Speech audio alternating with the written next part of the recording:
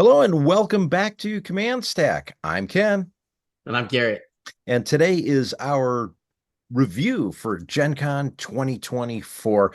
Garrett, how are you? It's only been like a day since I saw you last. Right? No, Ken, I'm doing great. Well rested again. I was getting pretty worn down there at the end of Saturday. Yeah, me Uh, too. but feeling awesome. Really excited to be back. We haven't done a command stack in a minute. But we have lots of really cool news from like just an accidental run across. We'll talk about later in the episode. Yep, But today, Ken, we're going to talk about our GT here at Gen Con for Armada. It happened at the same weekend that the Salt Lake Open was happening out west. So I think that was pretty cool. We'll talk about theirs a little bit. But yeah, I guess and then we're also going to talk about the other games that we went and looked at during the course of the event, including Star Trek Into the Unknown, which we're both extremely excited about, especially after meeting with the dev that we got to talk to. yeah, we had a good like 20 minutes or so, maybe even half an hour, being able to talk with John. Yes. We'll talk more about that later, and then of course our chance encounter with a person who we will talk about in a little bit. Yes. Yeah, we had an exciting weekend. We did. Um, so we both arrived Wednesday, went, picked up our badges, scoped the area out a little bit, realized that parking was now an insane expense at Gen Con, more so than years past. Yeah. Just a bonkers amount. Just a warning to everybody in the future. Parking at Gen Con is no joke. But anyways, Ken, Thursday morning we came back to participate in our Armada GT. We We did. had 15 players Yep. um, get there and signed up. We had one who dropped, I think, I, I I think, think we actually had two that dropped and one that showed up just to see if they could join into play. oh, I think that's right. Yeah, I Yeah. think they betrayed us for, I want to say Unlimited or Shatterpoint. It's all right though. They may have. Uh, um, it's okay though. We had a lot of great players. Mhm. Um, and so the way Dennis ran it, um, he was the judge for us. Our TO at the event is we did 5 rounds over 2 days of cumulative Swiss. So I really, really like that format to where you need to try your absolute best, get the most tournament points at each game, because there's no reset, there's no top cut. So that was really interesting. So even if you perform rough at the beginning, you have a real opportunity to jump ahead No, by playing really well. you really do. I also like the fact that it was, I felt like we had time to go do stuff afterwards. And we could, we weren't eating like at the absolute end of the night as kitchens were closing either. So that was kind of nice. Yeah, 3 rounds is just the perfect amount during the day. Yeah. So, but yeah, but Ken, this is not we're not doing a total tournament review on this podcast. This is a lot of news we're going to talk about too. So I was going to do a quick summary of my day one games here. My first game I was against Tyler. I want his last name is hard to pronounce. I think it's like Tyler M. But he had a dual MC80, the home one version, the pickle, with projection experts, the Moncal Exodus fleet, and he also had ECMs and early warning systems. These things were essentially impossible to kill, just the way they were set up. He had a massive bid, and he had fire lanes, intel sweep, and advanced gunnery, and it was Akbar. So he had the bid. I was flying a Grievous Providence, kitted up with 10 upgrade cards, thermals, EWS, a bunch of fighters, vultures, hyenas, and Wat Tambor, and Dis 181, I think it is. It's the sniping tri fighter ace, and then a hard cell and Gazanti. And so I took his intel sweep. He had two VCXs, and in the course of the game, I got 2 tokens. He got 2 tokens. I then did my absolute best to destroy his VCXs and then cover the last intel sweep token with my Providence so that he couldn't get to it, which successfully worked. And at that point, it was a run the clock situation to where I just prevented him from killing me and I couldn't kill him. And we just kept ramming each other. And then I managed to get my little Gazanti, who I made my ejector ship to grab the intel sweep token. So I got those 75 points. And I barely squeaked out a 6-5 win because our ships could not mathematically put out enough damage to kill each other. With the way that I ended up ramming the front of one of his MC80s so that he could only shoot me with that tiny 3-pool dice. So in my second game, I flew against Royce. Royce is a extremely good player.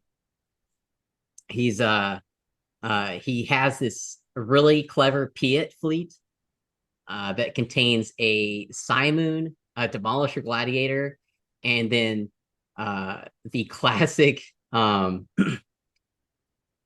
Interceptor, where he's got 2 of them. He's got Merrick, Vader, Jindin, and Saber Squadron. And then he has 3 copies of reserve hangar decks on 2 more Gazantis and the ISD. Yeah. And what a bloodbath. We were both sweating after the game. All of the squadrons died except for my Tri-Fighter Ace and Jendon and Merrick, which meant, reserve hangar decks are a crazy card, Ken. 9 points for 33 points of TIE Interceptors is bonkers. Okay. It's a great deal, isn't it? Oh my gosh. It was like I was just killing the same thing over and over. He played my asteroid tactics and he did a great job of making sure I couldn't capitalize on my Exogorths. And then I messed up really hard by not accelerating my Providence to purposely ram into his Simon. I got a little too afraid of Demolisher, and I shouldn't have. So basically, I wasn't able to finish any of his ships off. So he managed to kill my Gazanti and my squad ball, and he got the 7-4 from that. It was really sad to look at the points at the end and realize, and no matter how much I killed, I only got 58 points. Really good game for Royce. And of course, he ends up getting second in the tournament. So he was balling out. My last game that day, I flew against a Ramadi Simoon with 2 Architans and an Interdictor with targeting scramblers and the grab shift readout. He picked to play my close range intel scan, which worked out to my advantage as I farmed a lot of tokens using that off his ships because I had H9s and IF, Intensify Firepower. And so I managed to take everything. His only things that survived were his 2 Architans. And then I took the ISD, the Interdictor, and then a bunch of victory tokens. I managed to get a 10 off that, which really set me back up into day 2. But that was my Thursday. And after that, Coach Ken and I were dog tired and went back and crashed. How was your first day, Ken? So my first day, I'm going to preface this by saying, usually when I play a tournament, I have an idea in my head of what I want to do. And this year, I decided to do what I'm going to consider a very Ken thing and take a bad concept and try and make it work. So I took home 1 on a fully loaded MC80 and brought some ships to kind of help me work with that. And I made some modifications like I think the day before. Classic. Never make modifications. Don't make modifications to your list because my prior list included 4 squadrons. I had Tycho and Shara and 2 Z95s. And I think 2 of my games would have either been better or potentially would have been a win for me because I could have created a speed bump for 1 or 2 turns, which is all I really needed. So I started my first game against Evan. He also had a rebel fleet. He had a Radis fleet. So I flew Akbar with a Pickle, an MC-30, and two TRC-90s. Evan had a Radis fleet, and I was looking really good until the Radis ship dropped. And the way Evan was able to position his Liberty, because Radis dropped the Liberty, I could not maneuver my MC-80 so that it would hit. I can hit the Liberty from the side. So it was the front of a Liberty into the front of an MC-80, and there was nothing I could do. And I lost the MC-80. And I did take down about 213 points of his stuff. He did table me and got the 400 points, but only had 187 MOV. So it wound up being an 8-3 loss. Again, great, brilliant maneuvering by Evans. So it definitely, Radis again causes some grief for me, which is good. That's great. That's all right. That's fine. I figured, all right, bad loss. I'll come back and be a little bit stronger. This is where squadrons in my second game would have been useful, because I said at the beginning, I said, as long as I don't deal with a squadron heavy fleet, I should be fine. My second game was against Sam, and I think you play him on Friday, but I played Sam and his Sloan fleet, which just ate tokens off my MC-80. It ate tokens, it just everything. He did not table me, but I got some damage on some of his ships. I scored one victory token for 10 points, and it was a 10-1 loss. I couldn't do anything. Just because, again, the fighters came in, they just chewed me up. If I, Yeah, he had the full gambit. He had tie defenders. Right. So even if you were flacking him, you could flack him for 2 or 3 rounds. He could just run away. It wouldn't matter, because he just, and my flak on my ships was horrible. Yeah. So, it came down. I was TRC, not TRC, I was evading. I was using PDICs. I'd occasionally save a shot, but I never had the ability to really hit hard. And then when his ships finally got in range, boom, my ships would just go up in smoke. So at this point, I started laughing about it, because I realized how, the mistake that I had made. I'm like, well, I'm going to finish this off. Played a game against Colin. If I remember correctly, Colin had a Gergerod list. And I should also point out, all 3 games, I'm going second. So so I started playing a little bit more conservatively, because, all right, let's see what I can do. And I'm like, aiming for one of the Architans. And Colin kind of split his forces, and I went for the 2 Architans, and we were playing Dangerous Territory, who managed to pull out. He had an Onager too, right? No, he had an ISD and 3 Architans. Each one was linked, and each Architans had a different, like one of them had Nita, one of them had Skilled First Officer. Actually, 2 of them, I think, had Skilled First Officer.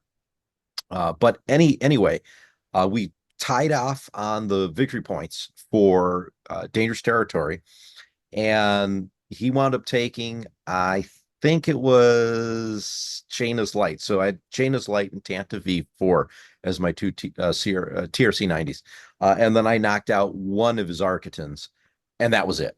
Everything else was on fire on both sides, but we didn't lose anything else. And I think if we would have gone into a round 7, a couple ships would have gone up in flames. Because I think he would have lost another Architans, and everything was like on 1 more health. Would take it out. But anyways, it was with this one we played. Yeah, this one was Solar Corona. I'm sorry. Dangerous Territory was the next one. So this was Solar Corona. But still, accuracies were losing some dice, which is why I think some ships survived. But it just like everything was on fire. Nothing really blew up except for 2 small ships. Game over. I wound up winning by MOV of 9. So I was pretty happy that at the end of the day, I had 1 win. And I was happy with that, because again, I'm just been outmaneuvered by squadrons, and Gergerod is just evil, especially when you're dealing with some arcs. Yeah, because he's layering a lot of fire on you, because you He only really have was. 2 real ships. Right. So that's kind of how my first day went, and I'm looking at the scoreboard, and I'm at the bottom of the pile, and I said, well, because we only had 15 players, I'm probably going to get a bye first round Friday. So we'll get to that. Yes. But we went Uh, out, we then chatted about that. We were having a good laugh about our day. We went out, grabbed some dinner, and then we played Outer Rim. yeah, so we played out around the night in true GenCon fashion. Got some board game in. Yep. We were both way too tired to play it, and then went to bed at midnight, which was really dumb. But we went into Friday. So Friday, only 2 rounds left, and it's added to your score from the day before. Again, huge fan of that. And then I played Rob for the first game, who ends up winning the tournament. Man, just and Rob is Royce's dad, so I'm just Yeah. getting beat up by the The father son duo, I can't remember their last names. It's like Pajeski or something. But Podesta or something like that. Yeah. yeah. Actually, So I'm curious if they played each other. I don't think they I did. They I did not. don't think they did. No. They did not. So Rob has this great fleet. It's three CR90s, TRC 90s, one with Janus Light, which let me tell you was really annoying. But um, he's got a Rebel Providence, and this thing is great. It's got auxiliary shield teams, engine techs, and boarding troopers. What a pain. Um, and then he had a Gazanti, and then he had a great squad ball, super cheap, 63 points, Shara Bay, Lieutenant Blount, like three Z95s and an A Wing, right? Just a cheap, crappy speed bump. Um, so he picks my infested fields.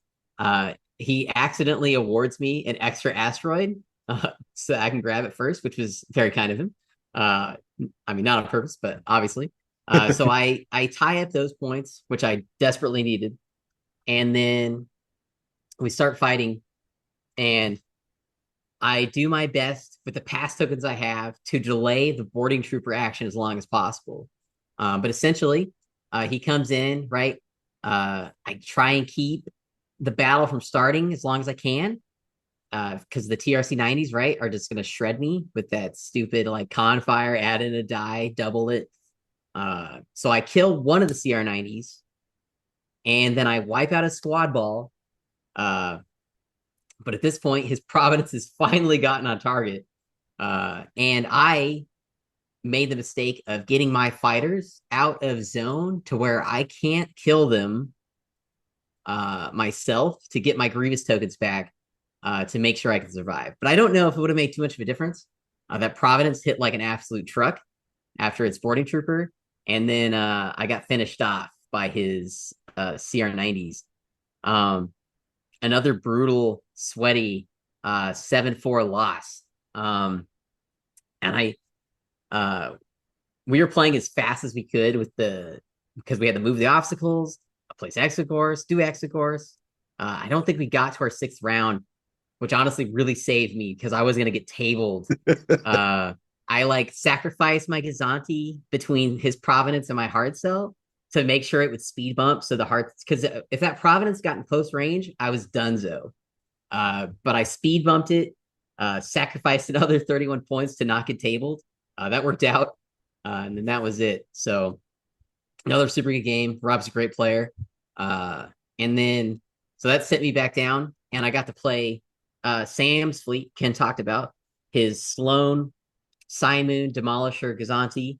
I Great matchup for me. I have a ton of fighters, 12 squadrons. He's got like 5 TIE defenders. I'm just gonna overwhelm him. I managed to trap both his Gladiator and his Gazanti within range of my Providence. I finished them up, and then my fighters spend the rest of the game cleaning up his Jendon and Merritt because they take a lot of dice to finish off. And then he picked my close range intel scan, so I was just farming points as long as I could. I got a 9, but was not enough to propel me, so I got 3rd overall in the tournament. And of course, rightfully, Rob and Royce were ahead of me, which felt good that I got beat by the people who beat me. But man, what an awesome tournament. Ken, what was your last 2 like? So, initially I was expecting to get a bye, and Luke decided to drop out, and he was leading the GT at the time, and I think he went to go play Unlimited, maybe. Yes, he went to go Yeah. play in limited. So Hey, more power to him. It actually worked out because then no one had to get a bye for the rest of the tournament. I think it Yes. may have been part of the reason he decided to do that, but you know, either way, it was fun because no one had to. Everyone got to play two more games of Armada. So I faced Tyler Ewan's different. No, you played Tyler your third game. So you Yes. played him round three. I played him round four. I played Uh, both Tylers. Yeah. right, you played both Tylers. I only played the one. And this was the Interdictor Dual Arcton Simoon fleet. This was the only game I got to go first. And I legitimately believe that that is why I won this game because the fact I went first allowed me to do a lot more. And he had a lot of firepower playing dangerous territory in this one. And we evened out on the victory points, and it was a matter of what can you take out. And I took out his interdictor. I took out, I believe, both his Architans, and all that was left was his Simoon. Uh, and then on my end, he took out the MC 30 and both of my CR 90s. So it wound up being a very close game. I only won by 68 points. But the one thing I did do is interdictor, I think, had was down one shield and a one hull point for ramming. And that MC30 was then in close range. And with the dice I got, Akbar, Confire, external racks, 11 points of damage, two accuracies, and I basically one shot that interdictor. You finally got to do the thing I that you were got to dreaming do it. about the I whole got term. to do it. I got to do it once. It made me so happy. And I won the game, which is just icing on the cake. So I felt bad that I did that to Tyler because no one should have to deal with a close range MC30 shot, especially from Akbar. But and like everyone I played, everyone was outstanding competitors and was doing an outstanding job, and just I had a lot of fun with all these games. Yeah. My final game was against Kyle Bowen, and he had a Thrawn list. I'm not going to get too much into this game. And the reason is because, every once in a while, Garrett, you have a game where just everything seems to be clicking really well and the game's just getting really intense and you are in it every single activation. I do. I do. I was That, sweating yeah, versus Royce and Rob, just right. sweating. Yes. So this was that game for me. And I was making moves where I'm dropping my ship down to speed one and I'm 2 millimeters outside of the special firing arc of that onager. So stay tuned because I'm going to see if I can't get Kyle to join me up on the channel. And we're going to talk about that game. We took a lot of pictures and it could have gone either way. And it was a lot closer than the final score actually is. Again, playing Solar Corona. So we'll talk more about that later. I did wind up taking 13th out of 16. And the reason I took 13 out of 16 is because I didn't have any squadrons, and I decided I'm going to try to make home one work. Now, here's what I am going to say that I have learned. Home one does not work. And if you're going to try and make it work, don't load up your MC80 because a 200 point MC80 with Akbar and home one and all the stuff that you have on it to keep it alive is way too much. I needed another activation. I needed some squadrons. So it was very poor fleet choice on my end, but that's okay because I had fun flying home one and I got to do one shot, one shot that the interdictor, and that made me very happy. Yes. So breaking news, everybody. Home one is still not good. Perhaps it'll get looked at here in the future by the community. It very well Uh might be. And if not, I'm going to make it a point. yeah, we're gonna make that happen. But anyways, yeah. So huge congrats to Rob and Royce for taking first and second. I took third, and then another local player from my area, Evan, took fourth with his Radis fleet. Super excited. I think that potentially might be the last Gen Con Armada event of all time. Yeah, that very Um, well could be. I don't know if they'll set a size of tables for us at X Wing next year. Time will tell, I suppose.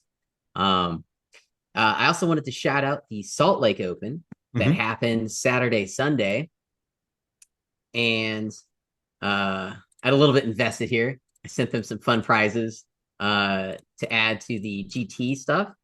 But huge congrats to, I mean, honestly, first and second are kind of a tie here. Matthew Moncrief and Joseph Nelligan, Skycake, both finished the tournament at 23 points on day two, where MOV decided who would be first. And third and fourth, Solo, Serenity, Jordan, and then David Haney took fourth. And 1 through 4th, Empire, CIS, Rebel, Republic. Always awesome to see all 4 factions finish like that. Definitely. Matthew brought back the tear of ISD and Onager with Ramadi. That's what took first place. Skycake brought a Providence with Martuk and Patriot's Fist and a Heart Cell. And then Akbar took third. And then Bale took fourth. So honestly, with a double Venator, double Pelta setup. So honestly, we're seeing the same fleet archetypes still dominate. I think Gen Con had a much more interesting top finish, actually, with Agate on a Rebel Providence, Piet on a Simoon, Yeah. and Grievous on my Providence, and then Radis on that MC80 Liberty. But yeah, so really cool stuff. Huge. They had a really good event. They did a way better job than Ken and I did of documenting it. It's the benefit of dedicated TOs to taking pictures because we were really busy playing. Yeah. That was actually kind of fun to be playing as opposed to what we're usually doing streaming at a big event like this. It's so hard to do all of it at once. But anyways, yeah. So that was Gen Con, Salt Lake Open. And the next thing that we did was head out to the event. So at that first day, the talk of the town at Gen Con was Hero Escape. It came back. They had a gigantic event at the convention. Renegade Studios is in charge of it now. Alex Davey is one of the devs on it. Yeah. So, and Alex Davey, of course, one of the legendary FFG devs for Legion, Armada, and X-Wing. Right. Because he went to WizKids, and then he left WizKids after doing Star Trek Into the Unknown, and he went to Renegade, and he's doing HeroScape now. And I think that's where he's at right now. He's a man of many talents. He is. But yeah, so HeroScape, super popular. Their booth was swarming with people. I picked up all of the expansions. My friend Tommy here locally, he won their tournament and gifted me a master set of Age of Annihilation in exchange for some Tater HeroScape prizes. So I'm excited to put those together for him. But yeah, HeroScape, it's back. They've got a big master set that includes a ton of figures, a jungle terrain expansion, a battle box with like water expansions, and then I think a Sergeant Drake expansion. I think that was Gen Con exclusive though. I think it'll release later. And then like a Shiori expansion. So that was pretty cool. And then while we were talking to the HeroScape booth, we met another Armada. I guess not a dev, but she was in charge Alumnus, of maybe would be a good way to put it. she was in charge of organized play and the prizes prior to 2020. I regret not catching her last name, but her first name was Lee. Yeah. It was really cool to hear from her. So she was really excited that she talked about the cards and stuff that she thought of, and we told her how much we appreciated them. And she basically stressed to us, like, keep the game. This is why you got to wear the Armada lanyards. Yes. So I have that note out of order here. So Ken and I were wearing Armada lanyards, and it was a real conversation starter. Yeah. Funny enough, because we kept running into devs from Armada. Yeah. Who knows everywhere we went. It was great. It's wild. But she just stressed, she's like, hey guys, keep the community alive and keep playing so that the game looks profitable for somebody to purchase or reboot. Right. Is because like HeroScape, that's what happened with them. So I'm really excited with that. I asked her personally, I was like, listen, can you just make it your mission to make sure this happens at Renegade? I don't know. Maybe she'll do that. I think we asked about 14 different companies. Oh my gosh. Yeah. We're like, please purchase this.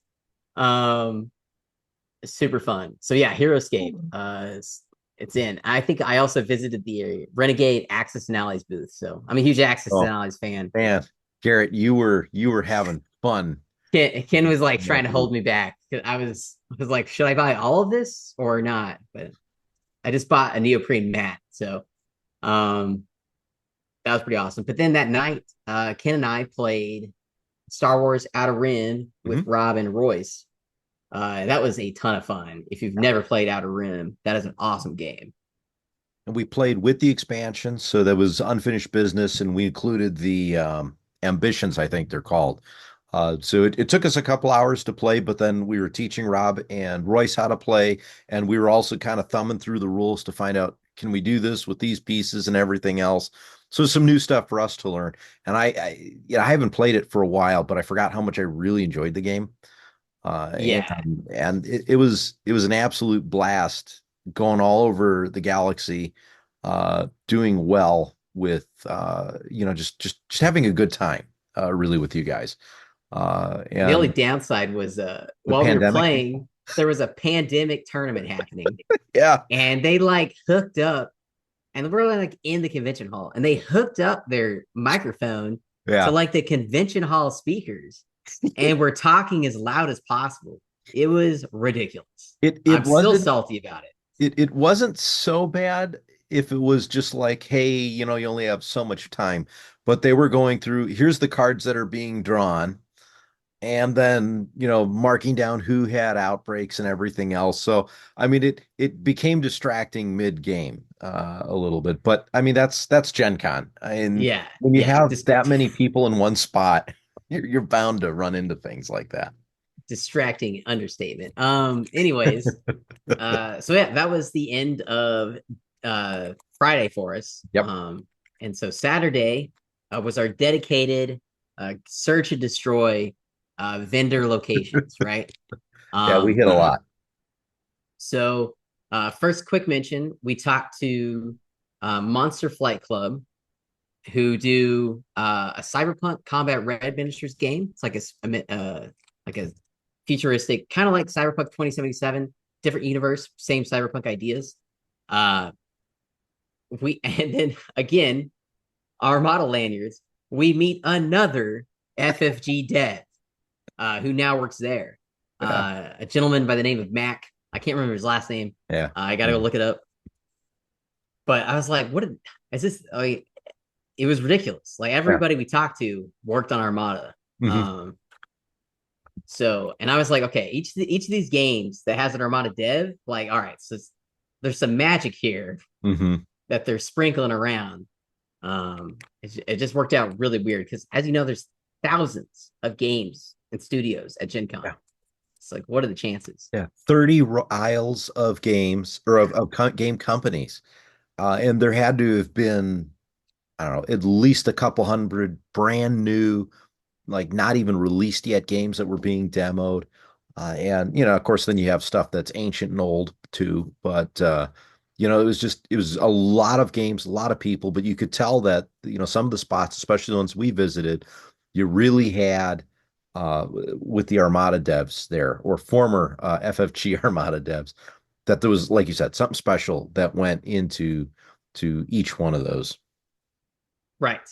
And then from there, I stopped by Ares, who makes War of the Ring, and I purchased basically everything that I did not have. They had a special edition neoprene mat for War of the Ring. I'm a huge like giant strategy game guy. I mean, obviously, right? We're all playing Oh yeah. uh these games we're playing, so that was really exciting to find. But Keep we talking d- here. we didn't meet any Armada devs there though. That was the one place, which was okay. Then after that, I think Ken wanted to check out what's it called? He's got first edition Look at that Row of the first Ring. edition with the where is it? The really old FFG logo. Yes, orange. War of the Ring is like Star Wars Rebellion with With even Lord of the more Rings and a lot rules, more going on. Yeah. and they've added even more expansions. Yes. So I Yes. wish Rebellion would get the same expansion treatment as War of the Ring gets. Well, they have the one, but maybe They we'll do see. have the one. It's no, yeah, it's which is necessary. Rise of the Empire. Um, And then we checked out Gale Force 9 Hmm. uh, for some more Star Trek action for Ken. Yep, all the ascendancy stuff. I've got, it's where is it on the right here, actually. So Yes, yeah, yes, dozens of Ascendancy accessories there. Uh, tons. Almost bought some Doctor Who stuff. And now that I've looked into it, I wish I would have, but that's beside the point. yeah. Uh, but anyways, after we left that, um, we were walking out of the convention hall, and we were walking by the Asmodee booth, Hmm. and we just happened to run into Will Schick, We did. just This is a accidentally. special encounter that we had. We were doing a lot of side quests at GenCon. Yeah. And you could, he's like, oh, geez, here comes these guys, right? Because we're the Armada guys. And he's like, oh, man. I No, to no, he was super I nice. I think the best part was as soon as he saw us coming, he recognized us. Yeah. There was definitely that I know you guys, kind of a recognition. So that was kind of cool. And we probably talked to him for like 20-30 minutes. Yeah. I felt almost bad how much time we were monopolizing of him, but Yeah. he told us some really important news. What did Yes, he he say, did. Ken? So we were talking about we were talking a lot about Legion and the new stuff. We'll get to that in a minute. But he said, as far as Armada goes, that they didn't want to just leave it as it is, and they've got like a special update coming out, and I believe he said October. So I know we've been hearing rumors on this for the last couple months. Looks like there's some serious truth behind that. So, we're probably sometime, I'm going to guess maybe beginning of October, mid-October, kind of like when we got the errata last year, would be my guess of when we would see something. But it sounded like it was more than just like a couple changes or an errata or rapid reinforcements. It sounded like there was some rules stuff that was going to be looked at and maybe like the equivalent of like an errata and almost like a rapid reinforcements 3. He did not say rapid reinforcements 3. Right. He just said rules. And he was very specific. It was kind of like giving us our last thing before the community takes over and carries forth. Yeah, I think his exact words, I'm really trying to remember this as close as possible. It was like they wanted to have like a baseline for the community to kind of start from. So it was what they wanted to leave everyone with for Worlds. So I think that as Armada players, we've got at least that one last thing that we're looking forward to coming out in probably, well, we're already in August, so maybe only about 4 or 8 weeks Yeah, away. we're looking at 8, 9 weeks. Yeah. And Ken, this is interesting because that'll mean for every year Armada has ever existed as an official game, it has gotten something. Something. Um, so what all this will be in October, we don't have the details, but it's I'm pretty sure if we wild would could that have there's still going cornered to be him for another update, another half hour, we might have been able to squeak something out of him. But maybe. uh, yeah, I But don't know. But it's like I said earlier, it seemed like it's going to be kind of what he was not. He didn't say, but alluded to. I would view like a bigger rapid reinforcements with some rules stuff, like maybe some cleanup and updates would be my guess. right, so this is the very last thing that we'll ever get officially, and then after we get that, we know that anything going forward is community based, and basically they know that we're doing that, and that they know that we're setting sail to handle this ourselves. Yeah. Uh, and we've got a great team with Arc Hmm. set up to take those reins. I'm extremely excited to see what they put together. Extremely talented people involved in it. I'm really excited for them to get to work and start showing off stuff as we get closer to Worlds. So, We also had yeah, some good conversations with Adepticon or the folks from Adepticon while we were at Gen Con, yes, with some preliminary conversations about what we'll be looking at 2025 and 2026. So more on that as we get closer to those days. It's way too early to start talking about Worlds and Adepticon. But just so that everyone knows, those conversations are already happening. So there's lots of good stuff to look forward to. Do we want to talk a little bit about what we learned about Legion? yeah. So, basically, we were like, kind of asking about, you know, where'd all where's all the cards at, right? To buy. But essentially what Will point blank said, he's like, hey, the minute we finished developing and had everything approved, we released it. Yeah. He was they are very aware of how antsy the Legion community was given the state of the game. Yeah. And so they wanted to get the new the new changes out, Yeah. not edition. Yes, edition. It's an addition, right? The new edition out, allegedly, as soon as possible. So I thought that was interesting. What else did you want to say on that? Anything? They said so one of the things that I asked is, like, so was there a reason that you didn't want to wait for the cardboard and whatnot? And again, it's community wanted this, and sometimes it's a judgment call of, do you want to give stuff to the community, or do you want to wait till stuff is done and then, do the players care anymore? So I think I got the impression Atomic Mass felt now's the time to release that new version of Legion, or the new updated version of Legion, and everything will come along, and you'll be able to play the game fully with all the official components within the next year. And they've got a good roadmap coming out. Probably it's going to outlast. It'll last for a while. Yeah, so they're pretty adamant on like the 7-10 year timeline thing. Yeah, which is really interesting. As I mean, obviously, I'm incredibly jealous, but you know, if they keep that license, Asmodee does have an exclusive license for Star Wars miniatures, so nobody else can produce a game similar to Armada outside of Asmodee. But as things change, as perhaps the next game we talk about is successful, it will show that there is a need in the market to fill for pre-painted large base combat fleet games. So anyways, that was the conclusion of that conversation, with that little nugget of gold of our last content release. And next we'll talk about what Ken and I are most hyped for. Yeah. And that is Star Trek Into the Unknown, which keeps getting better with each thing I learn about it. Yeah. So we went over and ran into once again another lanyards. We run into John Schaefer, who was like the FFG miniatures lead for X-Wing Legion Armada, who now works at WizKids. Right.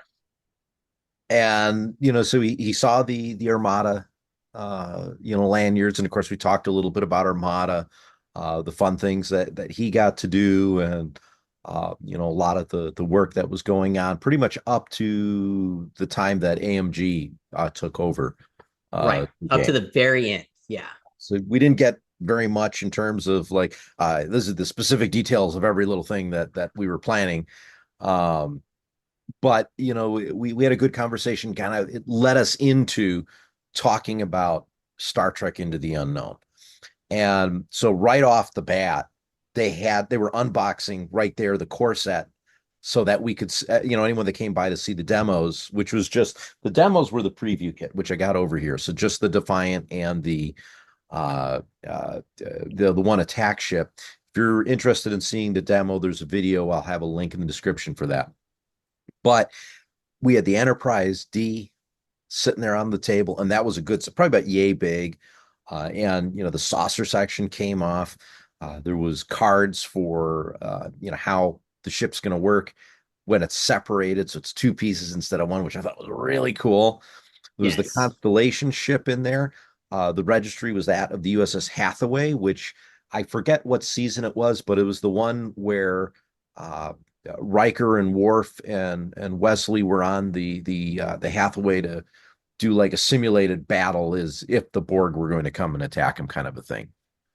And that was that ship's in there. You have another Defiant in the core set, and then you've got a giant Dominion battle cruiser. That thing was huge and made the Enterprise look a little small.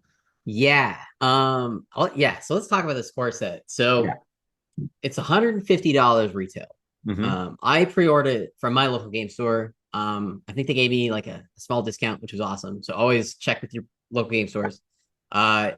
It's chock full of items. So 6 pre-painted miniatures, and they're good. Yeah. I mean, they've got the tiny words of the ships and registry numbers, and then on the bottom, they all have painted detail as well. So you get the Galaxy class, you get the Constellation class, the Defiant class, the Jem'Hadar battlecruiser for the Dominion, and then two Jem'Hadar fighters. Mm-hmm. Sure. And then the coolest thing about this stuff is it's to scale with each other. Yeah. So it's not the sliding scale like Armada uses. It's, the Jem'Hadar battlecruiser is freaking huge, Yeah. just like it is in the show. And the Galaxy is massive compared to the old Constellation Yeah. or Enterprise classes, right? Yeah. I love when things just look right. Yeah, and they really did. Unlike when you look at Attack Wing, where the Defiant is the size of the Enterprise, and it shouldn't be. And then you have the original series Enterprise. Right.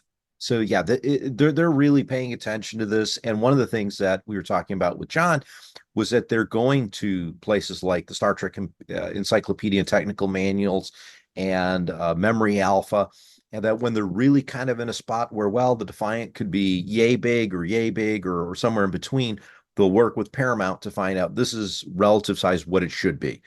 And then they'll make the model based on that. So they're doing a lot of research, and you can tell everyone involved in this game is a huge Star Trek fan. Super into it. And one of the little nuggets we got talking about ships.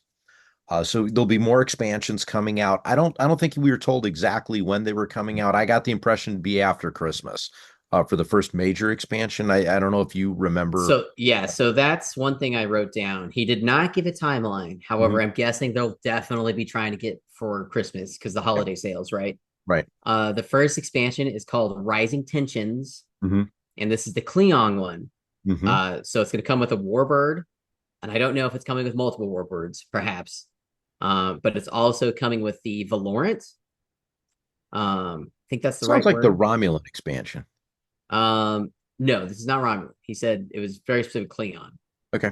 And then it was it was another Defiant class, but a different name. With the USS Valiant for that. Valiant. That's that, okay. that was one thing. I was panicked writing down things on my phone while he was talking. All right. So not Valiant. Yeah. Okay. Yes. Okay. I'm sitting there thinking, is that a Romulan class vessel? Anyways, No. yeah. So now I got the impression that there might even be individual ship expansions later with different ship registries and whatnot. Maybe. I think that was an uncertain they thing. were really adamant about if it's successful, they'll just keep pushing because other people were asking like, hey, where's the original trilogy? And they're like, well, it's going to come if the game is good.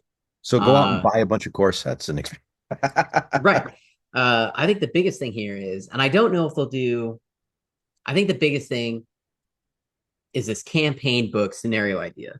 So instead of death matches, and Armada is not a deathmatch game, there's a lot of objective play, but this game is a lot of objective play.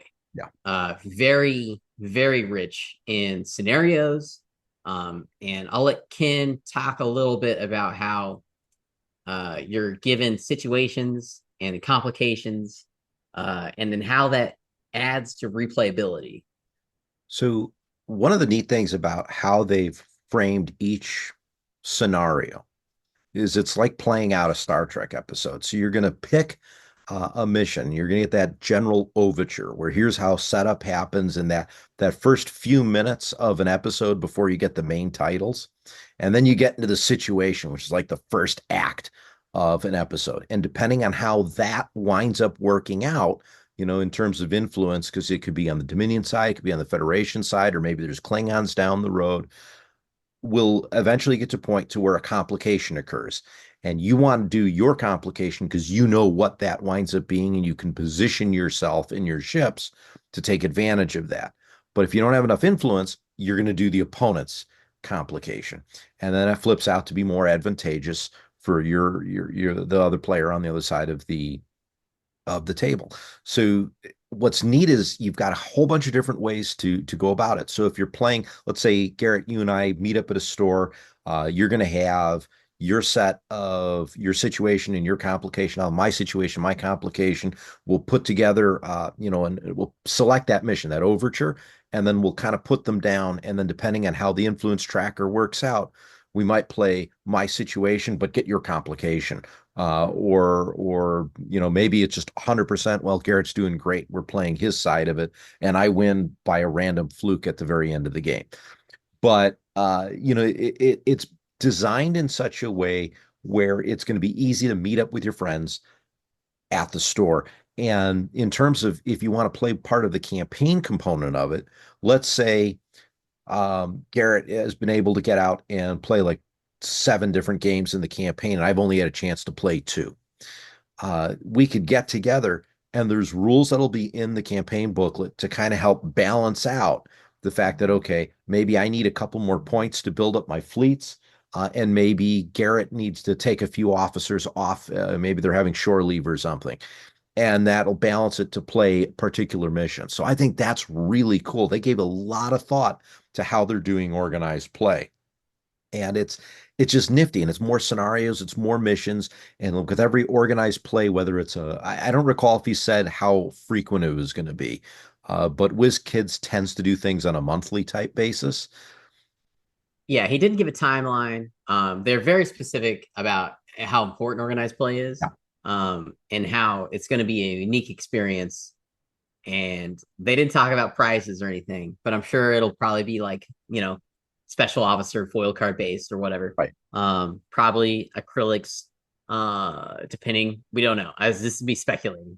But they already hand out holographic cards of officers. Yeah, I think we So got holographic Cisco's, I this think, goes. for I think a talking holographic about. card came in the demo kit or something. Came in the preview kit. I have one. Yeah. It's over. I don't feel like opening it right now. Yeah. Um, We also learned, if you are, where to put it? Where to put it? It's over here. If you happen to be at your local friendly game store, you need to pick up a copy of the current GTM. This is number 294. It's the August edition. And the reason you want to pick up that is because in the middle of it is a Star Trek Into the Unknown mission. And what's cool about this one is it does 2 things for you. The preview kit did not talk about hailing or anything else like that. Well, the rules are here. And whereas the preview mission was, here's the center of the system, it's in the dead center of the map, and you're going to play around that. The mission that comes included here, and there we go, you can see it, has 3 systems in it, and you're going to have to warp across them. So that's kind of neat that you're going to actually be able to take advantage of a few of the things. And I was kind of scrolling through this, Garrett, and one of the things that I saw here was if you're playing this as a campaign, there's like a little box. If it's a mutual loss during the campaign, your opponent chooses an officer from your roster, and that officer becomes lost. So I interesting. really want to get my hands on the campaign rules, because I really feel like they've thought through how this is going to wind up working.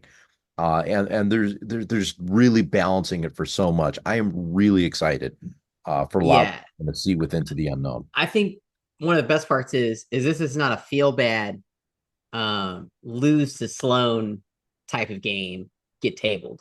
Uh you're both playing through an episode of Star Trek, and things happen whether you win or lose. And so I don't know. I really wanted to see the campaign book. Somebody had actually stolen their campaign book off their Yeah, table, which is wild. So I'm sure that's going to show up somewhere on the internet. yeah, yeah. But that was a bummer to see because I really wanted to look at it. Yeah, But me too. That man, reminds me, I'm I just super excited because I think in John also Armada, said the rules are going to be released soon. yeah, he said he's going So to put everything out. yeah, I'm checking the QR code right now live while we're going. Just while See if Garrett's it's up talking. yet. Yeah, I'm just curious. It uh, wasn't the other day. oh, the other thing that we noticed while we were there is the way the ships move is you have an acrylic ruler and then a maneuver fidget Mhm. that locks on, and then like the ship base locks into it and you rotate the ship. It had the correct number of notches. In the preview kit, the tool that came with it was machined wrong. And so the ones in the core set are correct and make much more sense. We were told that they're gonna like issue out like a sticker or something that you can print out and then put on top of the existing preview kit ones to make them accurate or something Yeah, akin to but that. you get two in the core set, and if you have a preview kit, you're buying a core set, so Right. you're Yeah. gonna get the right ones. Let's see what else. I don't know. I'm just super excited. I Yeah. love story ideas of games. I love miniatures. I love that there's immediately as one star starts to dim, another one comes out, right? With Armada, going into our community led phase. I'm really excited to jump back into something that's going to be coming out and that we can, be excited about and speculate new stuff. And a lot of Star Wars fans are also Star Trek fans. So Mhm. there's a lot of overlap here between the two communities. And I think the best part, Garrett, is both this update for Armada and the Star Trek Into the Unknown game are both coming out at the same time. So we're going to have a lot to talk about in the not too distant future. Yeah, what an exciting October, right? Yeah. Last Armada update and then brand new game comes out. So, oh yeah, I'm pumped. Let's see what else. Oh, special mention, Catalyst Games Leviathans. So we checked that out too while we were there. Another space game, right? Or another not space It's game, another fleet combat game. it, Um right there. I don't it's know how well you can see it. You know, I you can't see it at all. get But a light. essentially it's an alternate universe, like Prussia, Britain, France, where battleships and dreadnoughts are like steam powered flying ships, and it's played on a hex board, kind of like BattleTech. And you got your little piece of paper, and you like mark off as things happen uh, as the game goes through. Looked really fun. Their Kickstarter's done. Boxed. They're Yeah, there you go. There, see, yeah, flying steam operated battleships. Uh, I think on their Kickstarter, I saw the last thing they got done is they got their machines, their molds machined and done. So I think they said the Kickstarter orders will get pushed out in December, and then regular purchasing will happen probably quarter 2, quarter 1, 2025. Yeah. So yeah, just another fleet game to add to the roster of replacements for new plastic crack, and it also comes pre-painted. Yes.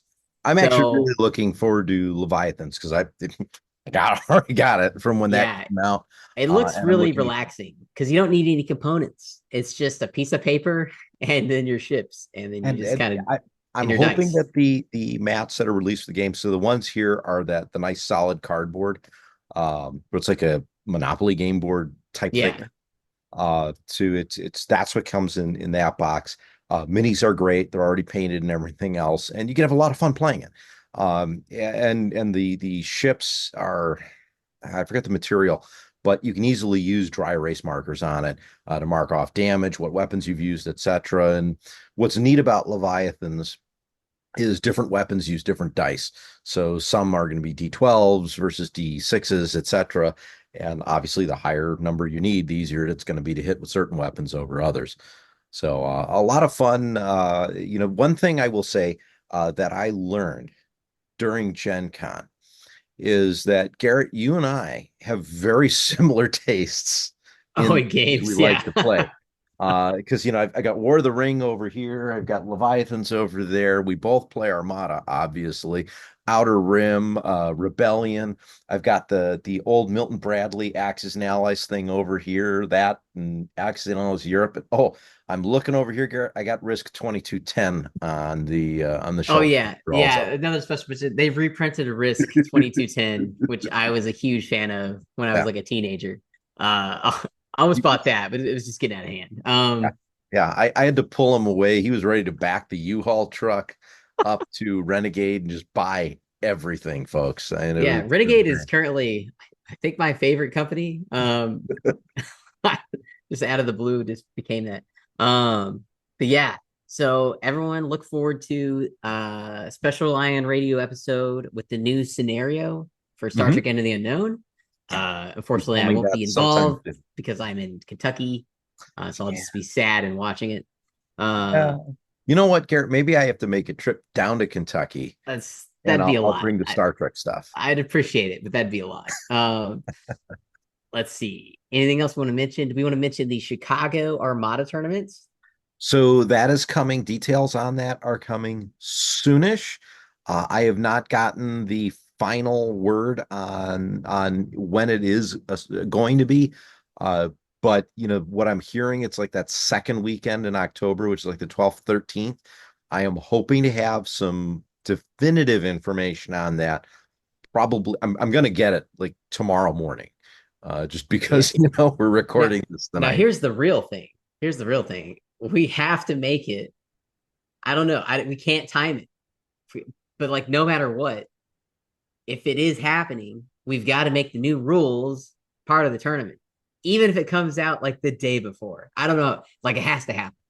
You know what I'm saying? Like, we can't not do that. This is where I'm hoping if we get some new rules, they drop like October 1st. So Yes, or everyone like in changes their September. rules last second. Yeah, or end of September. That'd be great. What's going to happen here is we're going to have this tournament like on October 12th and 13th, and the 14th is when they drop. Just Yeah, because, that'd be a real bummer. it Um, would be. But I know that we're looking forward to a lot of folks out there. We're talking about making sure we can, if possible, we can do some streaming here. Which of course, if we're going to do that, then Garrett, maybe you'll come up and join for in me. October, yeah, I'm definitely coming to that. And that's when you can play the Star Trek game with me, Garrett. Yeah, well, hopefully we'll actually have it like in our You hands, never know. right? I mean, we might. That'd be how cool would that be? Then we won't be streaming. We'll be playing Star Trek. Right. No, no, no, no. If the tournament's going on, we'll definitely be streaming because you, me, and Adrian have to do that, and hopefully we get John to join us since it'll be local. So we'll have to see how that all goes. But no, Uh, I think the big things there, Garrett, is that we had a great time at Gen Con. And the food trucks weren't bad. they sucked. First off, okay, they cost a lot and sucked. GenCon was awesome. The next big Armada tournament on schedule is Nova Open. Hmm. And that's the end of August, And happening above. over there in DC, Yep. Northern Virginia, and that it will be incredible as it usually is. So I'm excited for everyone to enjoy that. Yeah. And We'll definitely have a command stack on that, I believe. yes, we'll talk about that in detail. And yeah, man, there's just got so much going on here. I'm trying to talk Ken into covering even more stuff. I want him editing and videoing all day long. So that's the plan. Content on content. Real work gets in the way, though, Garrett. So, No, it was no. But anyways, I think that's everything we have for you. I think so. Hopefully, we gave you guys a good overview of our impressions of what happened with Gen Con. Absolutely huge. A lot of games going on there. Ton of people. I think I got some press information on it that there was over 71,000 people there. I think And that's a low number too. yeah, I mean, I'm trying to go through I just saw the email maybe about 20 minutes before we started recording, so I only had glanced at it. Yeah. So we'll hopefully have more information on that soon for you guys. But definitely it seemed crowded all 3 days that we were there because we came home on Saturday. Yeah, it was packed. But anyways, that's all I got. All right. So again, everyone, thank you so much for spending a little bit of time with me and Garrett here at Command Stack. So until next time, I'm Ken. And I'm still Garrett. And you've been listening to Command Stack.